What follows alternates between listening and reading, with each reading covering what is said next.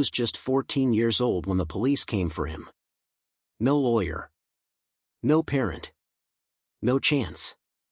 His name was Devon Myers, a shy kid from the east side of Detroit who loved drawing comic books and fixing old bikes. But one summer night changed everything. A local store owner was shot during a robbery, and Devon was in the wrong place at the wrong time. Within hours, detectives had their suspect. A scared kid. Poor. Black. Easy to blame. They told him to confess, said it would go easier if he did.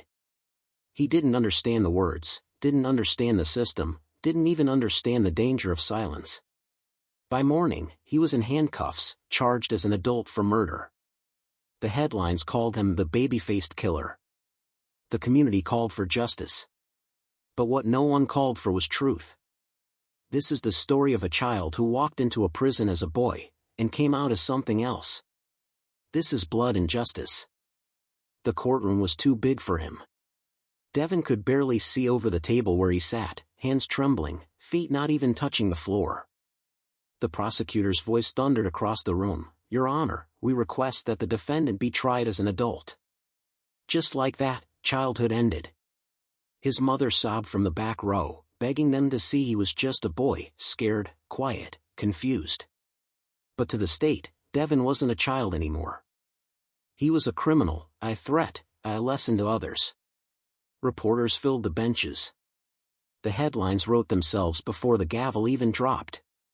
No one cared that the evidence didn't make sense, that his fingerprints weren't on the gun, that no witnesses saw him shoot anyone. They just wanted someone to pay. The judge nodded once.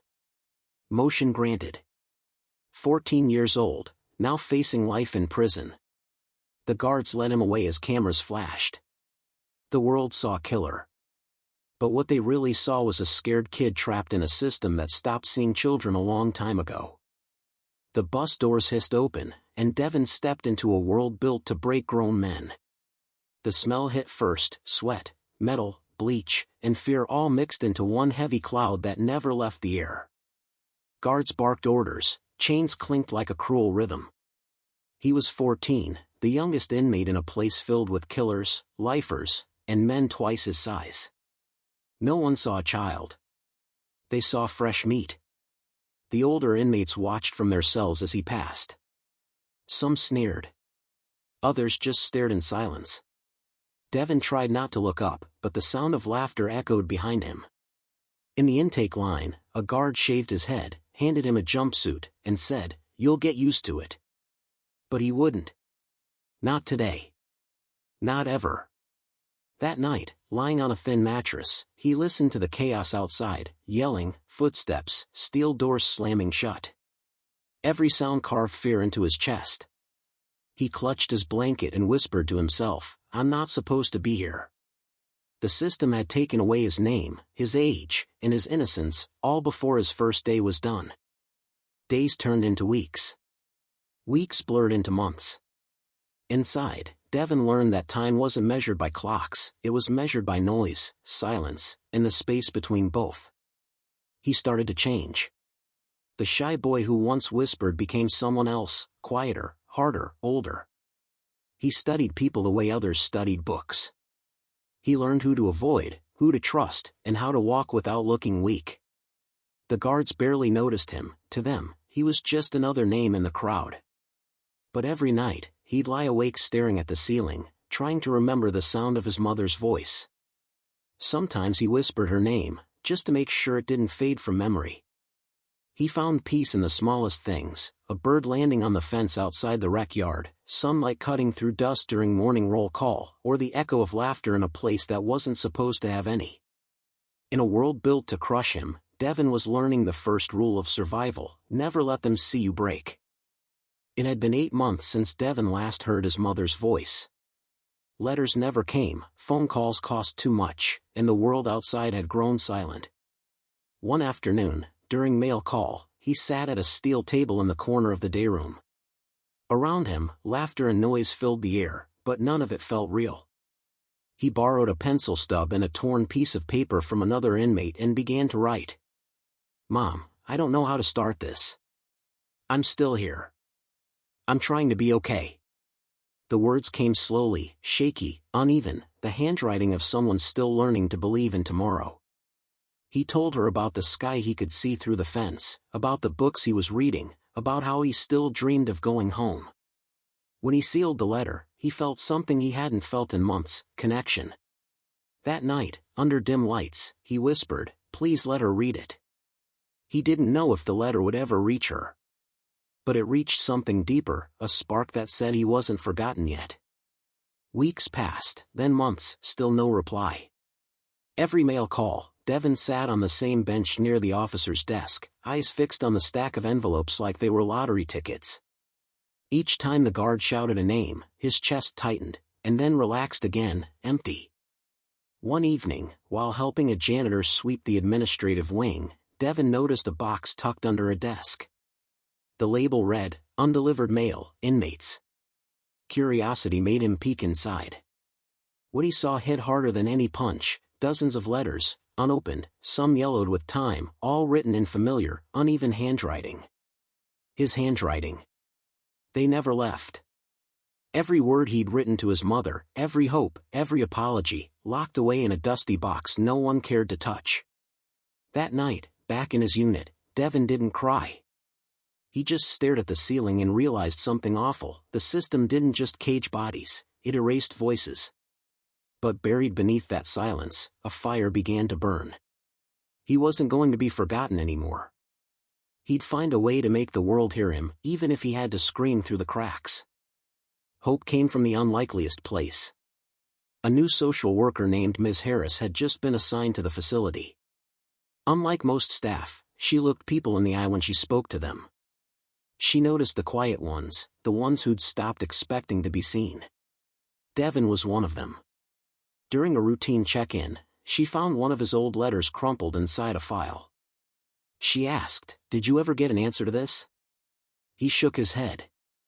That night, she read it alone in her office. The handwriting was raw and desperate, but it was honest. It wasn't the voice of a criminal, it was the voice of a child asking to be remembered. The next morning, she mailed a copy herself. She didn't tell anyone.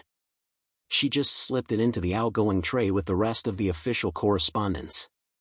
Weeks later, a reply arrived, an envelope with shaky blue ink spelling out Devon Myers. Inside was a single line from his mother. "I never stopped waiting for you." For the first time in nearly a year, he smiled. Someone had finally heard him. When the letter reached her doorstep, Angela Myers froze. The return address, Michigan Department of Corrections, sent a chill down her spine. For a second, she couldn't open it. But when she did, and saw Devon's handwriting, the tears came before she finished the first line.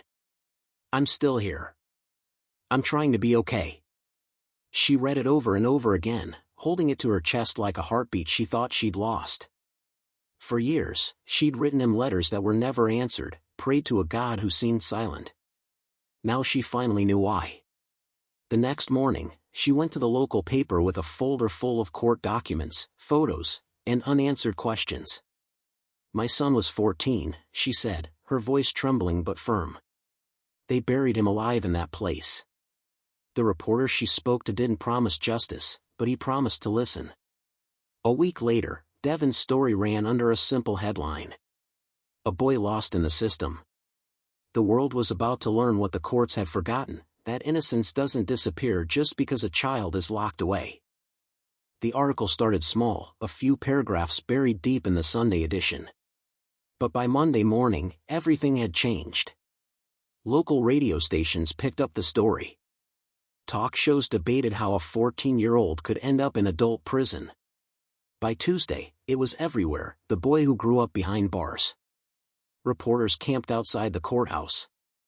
Activists demanded answers. And deep inside that concrete world, Devon began hearing his own name echoing down the corridors. For the first time, the guards looked uneasy. They weren't used to anyone caring about a number in an orange uniform. Ms. Harris brought him a copy of the paper. Devon traced the headline with his finger, staring at his own photo, one from years before his arrest. His hair was longer, his smile unbroken. He barely recognized the boy staring back. But he whispered the name under the photo anyway. That's me. Somewhere beyond the walls, people were saying it too. His name had become a question the system couldn't ignore, and a reminder that forgotten kids don't stay silent forever. For the first time, Devon wasn't invisible. Public outrage can move mountains, and in Devon's case, it cracked open the walls that had held him for half his life. After weeks of media pressure, the state announced a review of his case. The governor called for accountability, the courts ordered a retrial, and suddenly, the boy they'd buried was back in the headlines. Devon, now 18, walked into the same courthouse that had stolen his childhood. The walls looked smaller, the faces older, but the system's arrogance was the same. His new lawyer stood beside him, armed with new evidence, mishandled witness statements, missing reports, and the confession of a detective who admitted they needed a suspect to calm the public. When the judge read the words "conviction vacated," the sound was almost too quiet to matter. But to Devon, it was everything. 4 years lost. One truth restored.